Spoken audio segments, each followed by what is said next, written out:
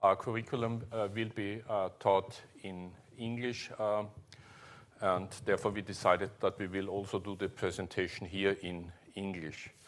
However, if somebody feels to ask a question in German, I think everybody here can also answer questions in German as well. And feel free to ask questions, because this is the chance now for you to learn more about what possibilities you have, and you have quite a number of possibilities. We will guide you through all the possibilities, and in addition, not only to the possibilities within the master curriculum, but also to the possibilities to be part of FemChem, which is the women network here in our faculty, and also options which you have to study part of your master curriculum abroad. We have some exchange programs for possibilities in Europe, but also in the United States and Canada. All right. First speaker today will be Georg Reischer. He is a senior scientist at the Institute of Biosciences and Chemical Engineering, or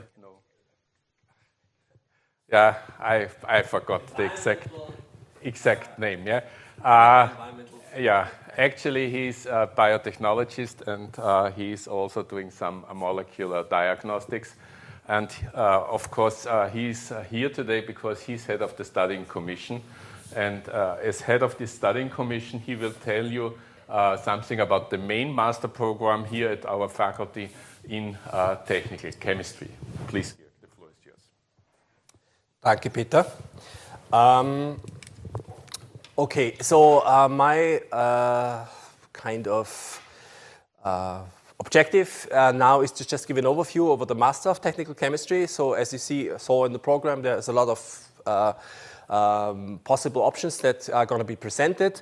But the first block is going to be, I'm going to tell you what the basic structure of the master program Technical Chemistry is, and then we have a few colleagues who will go into the specialization blocks and explain what they are all about. So the basic structure of this two-year program, probably most of you know about it, is that we have basically a very small basic module where there's only 2 lectures in there of 6 ECTS. Then you have to choose a specialization, which we'll go into later, which consists of lectures but also laboratory courses. Then you have an array of elective modules that you can pick from at your own choosing, and also elective lab courses that you can do in research groups. And then you have some ECTS going into 3 electives, and in the end, in the 4th semester and the last semester, the plan is to have a master thesis and write that up and have the exam. So what is some more detail on the structure? In the basic block, we just have those 2 lectures, which everybody has to attend. And then you already, basically from the beginning, from the first semester, you go into the specialization blocks: applied synthetic chemistry, applied physical and analytical chemistry, biotechnology and bioanalytics, high performance materials, and sustainable technologies and environmental engineering. In the course of these specialization blocks, you choose one of these blocks, but then you have to do in total 27 ECTS in lectures and 10 ECTS in mandatory lab courses. So you can choose the block, but then you have to do the whole thing. Yeah? So this is to give you the basics in these specific specializations. And then after that, you have what we call the bound elective modules, which means that you have quite a large range of 35 modules that you can freely choose. And among these 35 modules, you have to do in total 27 ECTS. And the only prerequisites is that you basically do 2 of these modules completely. Yeah? The size of the modules is between 5 and 9 ECTS, so it's medium size modules. So basically, it's usually 2 or 3 courses. So 2 of them you have to do completely, and the rest you can just pick from all these modules. And you can also pick it from basic modules from any of the other specializations that you didn't pick, if you're interested. So you can basically, there's the freedom that you have to choose your own curriculum. So that's 27 ECTS, mainly about one semester, that you can deepen your interests in a certain direction. And then you can also, or have to basically do elective lab courses. Those are offered in 4, 6, or 8 ECTS format, and these are elective lab courses that you actually do in the research group. Yeah? So you get in contact with research groups that you have been in touch with in other courses, and you ask, could I do this elective Wahlübung? Yeah?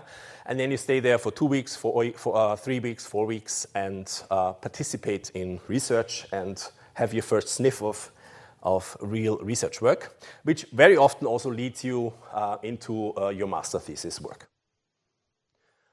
As I said, there's also some free elective courses, some ECTS that you can choose completely freely from any courses, mainly meant to give you the opportunity to learn some soft skills. So you basically have to do at least 4.5 ECTS from soft skills, any kind of presentational skills, language skills, and so on.